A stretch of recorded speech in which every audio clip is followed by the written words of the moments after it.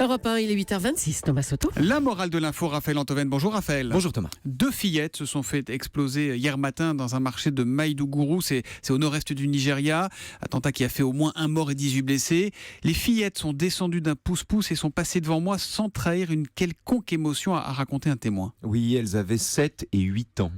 Et elles étaient impassibles, manifestement. Alors, il y a eu cette semaine, comme en Égypte ou à Istanbul, des attentats plus sanglants que celui-là. Mais c'est l'âge des terroristes ici qui impose de réfléchir à ce carnage. Et que nous dit le fait que les auteurs de cet attentat-là soient des enfants, Raphaël ? Écoutez, on va revenir un tout petit peu en arrière. Dans la pièce intitulée Les Justes, dont j'ai déjà parlé ici, Albert Camus montre que rien, même une cause juste, rien n'autorise le meurtre d'un enfant. Autrement dit, si noble soit l'ambition d'un monde meilleur, le révolutionnaire Kaliaïev, le personnage de la pièce, a raison de ne pas lancer la grenade sur la calèche du grand-duc puisque des enfants sont assis à côté de lui.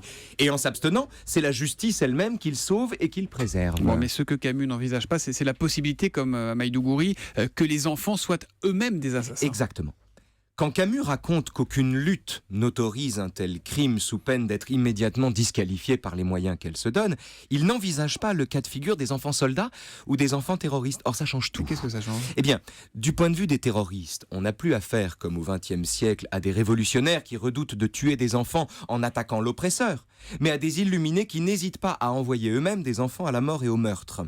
Et si on peut encore trouver, comme Camus, de l'humanité aux terroristes qui s'inquiètent du sort des enfants qui croisent sa route, il n'y en a plus du tout chez celui qui leur lave le cerveau pour en faire des bombes sournoises. D'ailleurs, il est contradictoire à ce titre qu'un fin lecteur de Camus comme Michel Onfray appelle au dialogue diplomatique avec Daesh ou Boko Haram, c'est pareil, c'est-à-dire avec des gens qui n'hésitent ni à tuer des enfants, ni à en faire eux-mêmes des soldats ou des tueurs. On ne discute pas avec celui qui envoie des enfants aux martyrs. Bon, mais et du point de vue des victimes du terrorisme, qu'est-ce que ça change que ce soit des enfants ? C'est là que le problème est vraiment terrible parce que dans un monde où les enfants sont eux-mêmes les tueurs, tout est différent.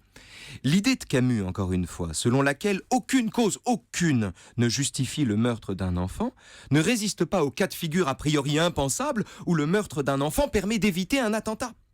Pour ne prendre qu'un seul exemple, Thomas, quand le tireur d'élite Chris Kyle, dont Clint Eastwood raconte l'histoire dans American Sniper, est contraint d'abattre à Bagdad un enfant kamikaze qui menace d'exploser au milieu des soldats, son geste, si fou soit-il, ne peut pas, en un sens, lui être reproché. Et la morale de l'info, Raphaël ? La morale de l'info, c'est qu'en temps de guerre, aucune cause, bien sûr, comme dit Camus, ne justifie le meurtre d'un enfant, hormis le crime d'un enfant. La morale de l'info, Raphaël Antoven, c'est tous les matins, 8h25 sur Europe 1. À demain, Raphaël. À demain.